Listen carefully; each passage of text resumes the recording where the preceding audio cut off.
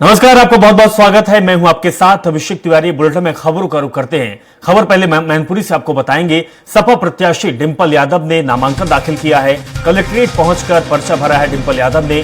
अखिलेश यादव के साथ पूरा परिवार मौजूद था, जिसमें से शिवपाल यादव, रामगोपाल यादव, धर्मेंद्र यादव भी डिंपल यादव के नामांकन के समय मौजूद थे। तस्वीर आपको दिखा रहे हैं। तस्वीर उस वक्त की है जब डिंपल यादव नामांकन भर रहे थे। मैनपुरी से उम्मीदवार है डिंपल यादव, और डिंपल यादव जिस समय पर्चा भर रहे थे उस समय उनके पार्टी के नेता अखिलेश यादव, उनके पति अखिलेश यादव और इसके साथ ही शिवपाल यादव, रामगोपाल यादव के साथ पूरा परिवार भी मौजूद था।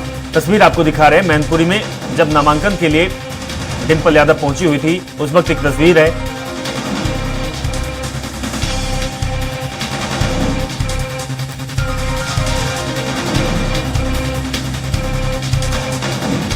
तो सपा प्रत्याशी डिंपल यादव ने नामांकन दाखिल कर दिया है। नामांकन के वक्त उनका पूरा परिवार, अखिलेश यादव, रामगोपाल यादव, शिवपाल यादव, धर्मेंद्र यादव मौजूद थे। तस्वीर आपको दिखा रहे हैं, नामांकन की तस्वीर है।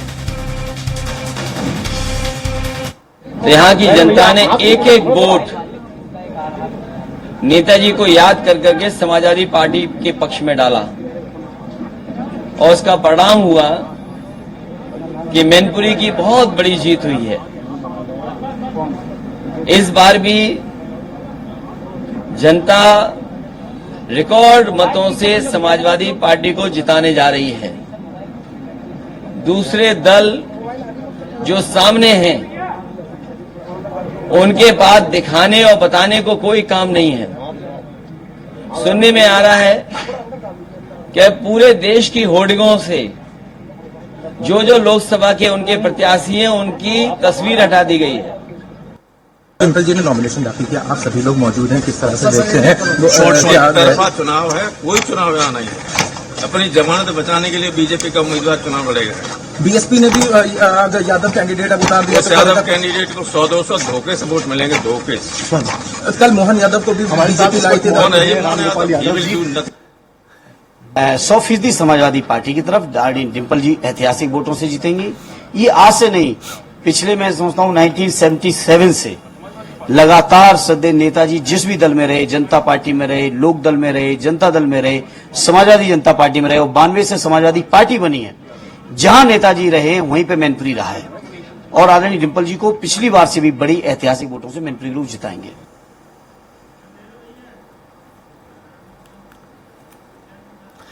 घनश्याम हमारे संवाददाता जुड़ चुके हैं, उनके पास चलेंगे और जानेंगे कि जिस तरीके से समाजवादी पार्टी दमखम दिखा रही है, पार्टी के नेताओं का कहना है कि कोई टक्कर में नहीं है। घनश्याम, क्या कुछ जमीनी हकीकत है?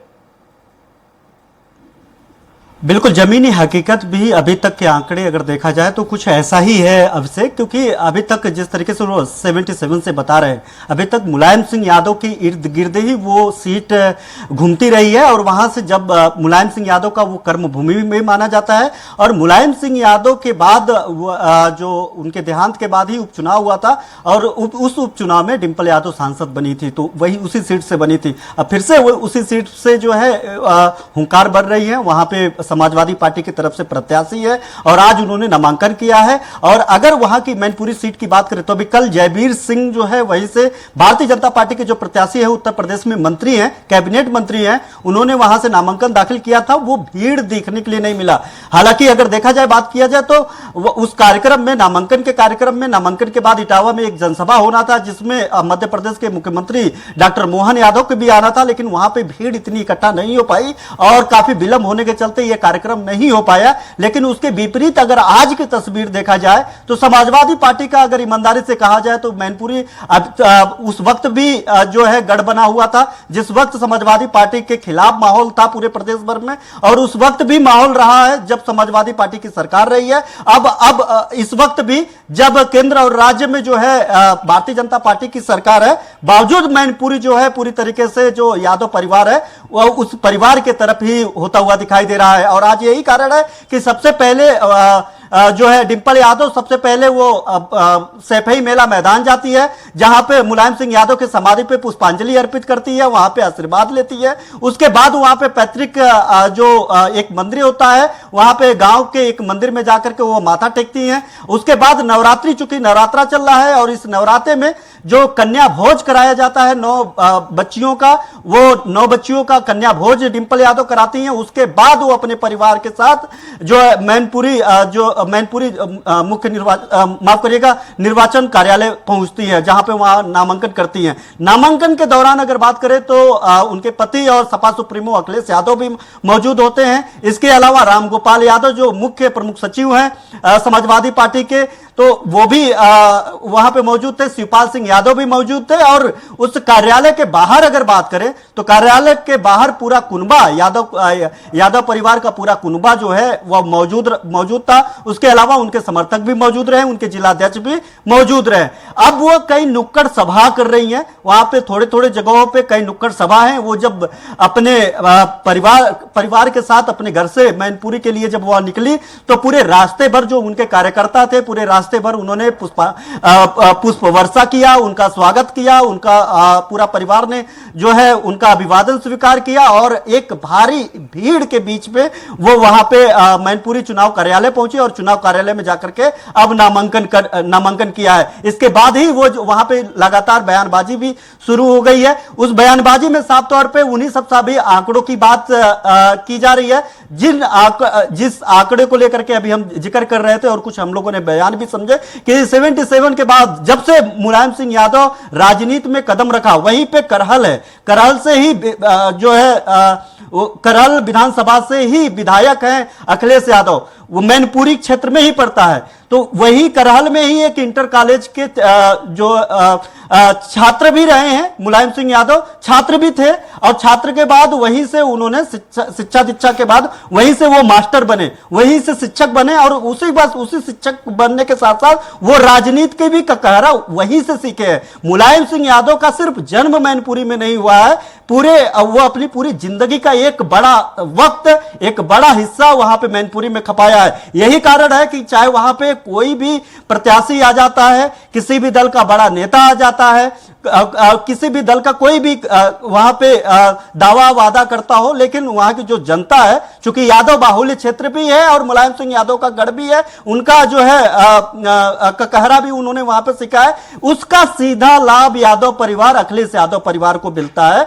और यही कारण है कि जब रिकॉर्ड मतों से वहां से जीत हासिल किया था उपचुनाव में डिंपल यादव ने, अब फिर से वहीं से नामांकन दाखिल किया है। और नामांकन के साथ साथ ये अगर वहां पे बात की जाए तो पूरे तरीके से माहौल जो है एक तरफा अभी तक का जो तस्वीरें दिखाई दे रही है, उस सीट का तो माहौल एक तरफा दिखाई दे रहा है। लेकिन चौरसिया जी, हमने इन 5 सालों में 2019 से 24 तक समाजवादी पार्टी के परिवार को टूटते हुए देखा है। 19 से 24 तक जमीन पे समाजवादी पार्टी ने क्या काम किया है? क्योंकि अब पूरे सूबे में बदलाव की बहार है, कहीं सनातन की बहार है तो बदलाव की है। इन 5 सालों में योगी आदित्यनाथ ने काम किया है, योजनाएं लोगों तक पहुंची है, तो लोग अब उस कुनबे को ध्यान में नहीं रख रहे हैं, बल्कि बदलाव के साथ आगे बढ़ रहे हैं। क्या समाजवादी पार्टी ने जमीन पर काम किया है? क्या कार्यकर्ता और लोग समाजवादी पार्टी के साथ आज भी चलने को तैयार हैं, जिस प्रकार से नेताजी के साथ चलने को तैयार थे? चौरसिया जी, देखिए अभिषेक जी, अगर बात करें मैनपुरी एटा मैनपुरी इटावा उस क्षेत्र की बात करें तो हमेशा से गढ़ रहा है। हम शुरू से ही यही बात कर रहे हैं कि वो किसी भी परिस्थिति में, किसी भी परिदृश्य में, किसी भी लहर में वहां के जो वोटर्स रहे हैं वो उसी कुनबे के लिए रहे हैं। चूंकि 2019 से बात करें, 19 से 24 तक की बात करें, परिवार टूटने की बात आपने कही, परिवार टूटा, अलग पार्टियां बनी। यही कारण है कि आज जब नामांकन के लिए पहुंचे तो वो पूरा परिवार एक साथ था। बताया जाता है और ये सर्वविदित है उत्तर प्रदेश में कि मुलायम सिंह यादव जब जिंदा थे, जब थे राजनीति में सक्रिय थे, तब भी शिवपाल सिंह यादव और रामगोपाल यादव के बीच में कभी पटा नहीं, कभी ये एक नहीं रहे। एक पार्टी में रहे, दोनों लोग मंत्री रहे, दोनों लोग पदाधिकारी रहे, लेकिन कभी एक नहीं रहे।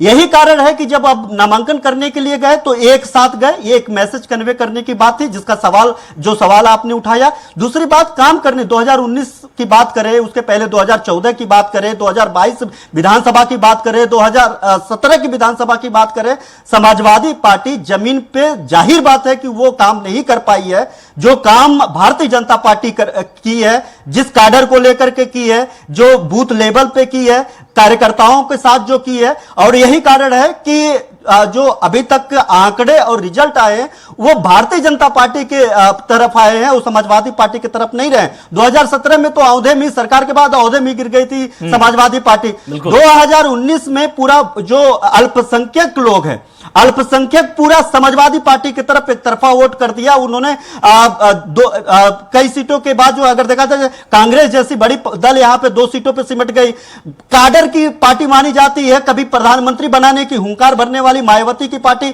मात्र 1 सीट उमा शंकर यहां से जीत पाए। उत्तर प्रदेश में पूरा का पूरा सीट भारतीय जनता पार्टी, उसके सहयोगी दल या फिर समाजवादी पार्टी की तरफ गया। बिल्कुल घनश्याम, यही आपसे जानना चाह रहा हूं, पूरा एक तरफा माहौल के बाद यादव और समाजवादी पार्टी के नेता डीगे हाँक रहे हैं कि भारतीय जनता पार्टी के नेता सिर्फ जमानत बचा पाएंगे। क्या वाकई में स्थिति ऐसी है? क्या फाइट नहीं है समाजवादी पार्टी और बीजेपी के बीच में?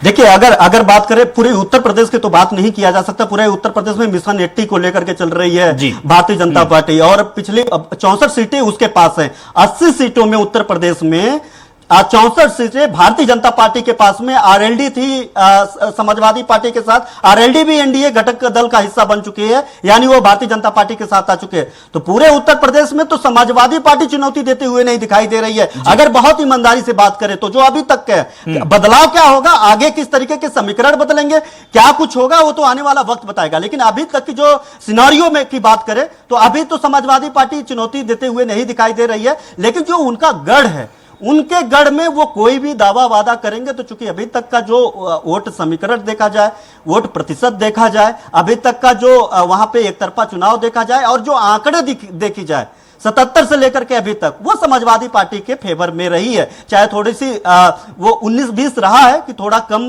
वोटों से जीत या थोड़ा ज्यादा वोटों से जीत, लेकिन जीत का आंकड़ा हमेशा मुलायम परिवार के इर्द गिर्द ही रहा है। तो उनका वो जो दावा है वो परिवार के लिए। और ठीक है घनश्याम, तो बिल्कुल हमने दावे और वादे को टूटते हुए भी देखा है और कुनबे को ध्वस्त हुए भी देखा है। सवाल अभी उठता है कि समाजवादी पार्टी क्या अपने कुनबे को बचा पाएगी? क्या कार्यकर्ताओं को उसी तरीके से मजबूत कर पाएगी जिस तरीके से नेताजी मुलायम सिंह किया करते थे? आने वाले समय में क्या मैनपुरी समाजवादी पार्टी के पक्ष में होगी? बड़ा सवाल है। फिलहाल बहुत बहुत शुक्रिया घनश्याम जी, आप हमारे साथ जुड़े और तमाम जानकारी आपने हमारे साथ साझा की।